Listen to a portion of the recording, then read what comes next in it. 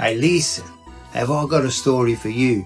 This one's crazier than Andy Dufresne crawling through 500 metres of Medda to escape Shawshank. We're talking about a man who went from the frozen wastelands of Siberia to holding the Russian royal family in the palm of his hand. This is the tale of Grigori Rasputin.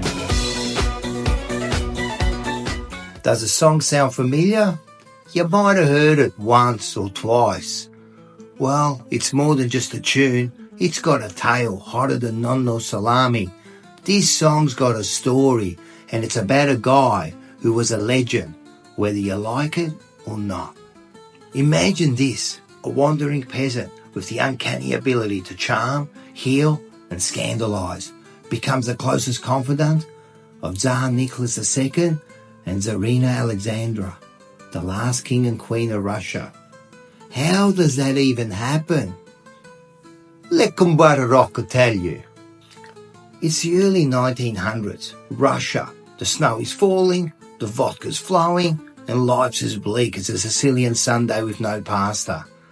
And Siberia? Forget about it. It's so cold there. Even the wolves are like, you know what? I'm staying in today. Enter Grigori Rasputin. Scruffy, hypnotic eyes that could charm the gabagool right off a plate, and a beard so long it could sweep the floor. This guy starts as a wandering holy man, preaching, healing, and allegedly working miracles. Claims he has a direct hotline to God, just like Batman. Before you know it, he's rubbing shoulders with the Russian elite. Then, Bada Bing, he gets a call from the Romanovs. Their son, Alexei, who's got haemophilia, is a sneeze away from death, one fall away from reading his last rites. Rasputin shows up like Donald Trump at one of his rallies, but a beard that could scare a bear. He looks at Alexei, throws up his hands, mutters a few prayers, and then, like a healer version of Bon Jovi, he's living on a prayer. Bada bing, bada boom, Alexei starts to improve. Was it God? Luck?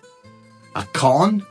Who knows? But Alexandra was convinced, and just like Tom Hagen, the Don's consigliere, he was now part of the family.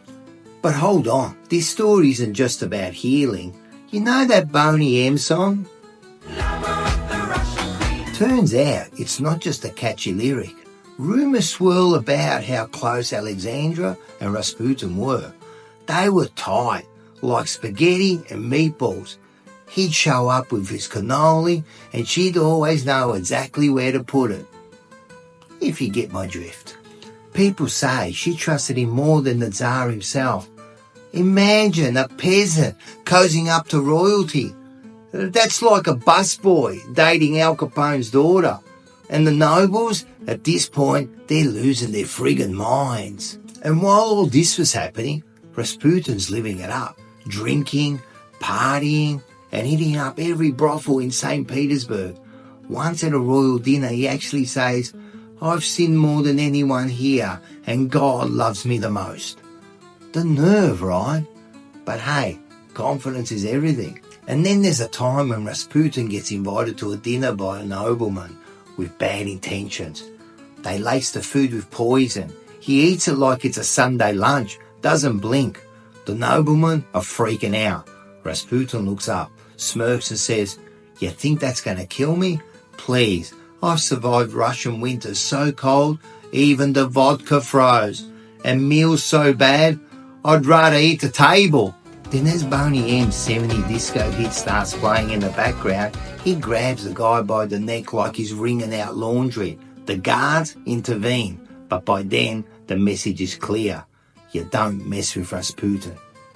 Listen, I've got to tell you, Rasputin wasn't just a drunk and a party animal.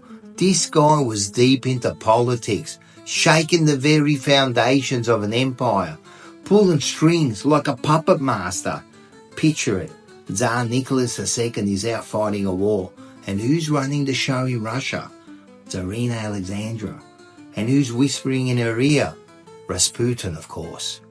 He was calling the shots, telling her who to hire, fire, and even who to kill. At one point, this officer who hated Rasputin started calling him out, saying, This guy, he's destroying Russia. Next thing you know, bada bing, bada boom, he's sleeping with the bears. No, not the fishes. This ain't Venice, pal. It's Siberia. But get this, it's not just some sort of little power trip. He wasn't only having a say in personal decisions. Rasputin was stirring trouble up big time. Under his watch, Russia started to crumble. Protests, strikes, even the beginning of the revolution. All this chaos, all because one guy was whispering poison in a woman's ear. And we're talking about Tsarina Alexandra. I mean, really, this guy's political moves would have made Don Corleone say, "Oh, macacats." By now, the nobles have had enough. The chaos Rasputin was causing was like a bad frittata, impossible to ignore. It was time for action. It's not personal, Grigori. It's strictly business. But this time, they weren't going to give him a second chance.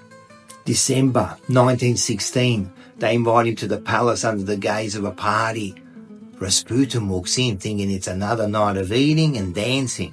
But this time, they lace the wine and cakes with cyanide. Enough to drop a horse.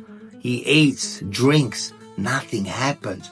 Panicking, they shoot. He drops like a biscotto dunked too long in an espresso.